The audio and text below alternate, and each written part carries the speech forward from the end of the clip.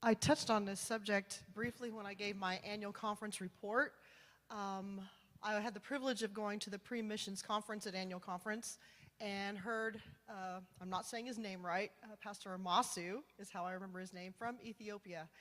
And we have an opportunity. This has passed through our Missions Evangelism Committee. They have approved it to go forward. This has passed through our Finance Committee, who has approved it to go forward, and it has passed through our Ad Council to move forward.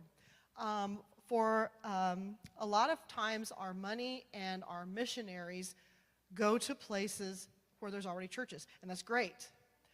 But we have an opportunity to plant a church in an unreached area.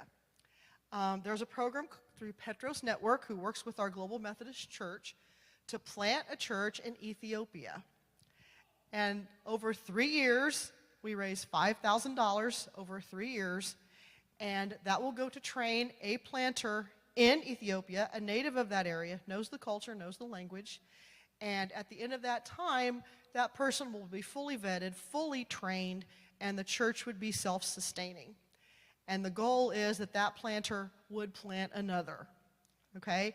We started to support a church plant in Bloomington, you may remember, a Global Methodist Church plant that unfortunately did not succeed. They refunded us $1,400 of the funds that we had given. John walked into his office this spring, and there was an envelope on his desk with his name on it. And he opened it, and there was a gift of $1,500 to use however our church saw fit.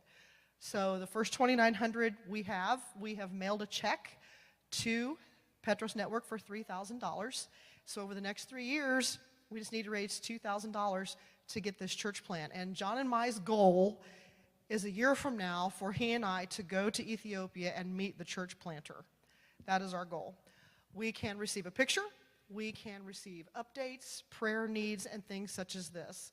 So my challenge for you is to pray about giving to this cause. If you feel led to give, you can make a check out to the church and just put Ethiopia Church Plant on the memo line. We've already had one family in the church that is doing it on their own, who is planning one, so we would have 2 from Sherman Church. Our church in Washington, Illinois, they are attempting 5, and our church in Troy, Global Methodist Church, is doing a couple also. So I would encourage you to think about it and pray about it. And there's the opportunity of 500 souls to be reached with just one church plant. So let's pray about it, and I want to challenge us to plant a church, bring that to completion in Ethiopia.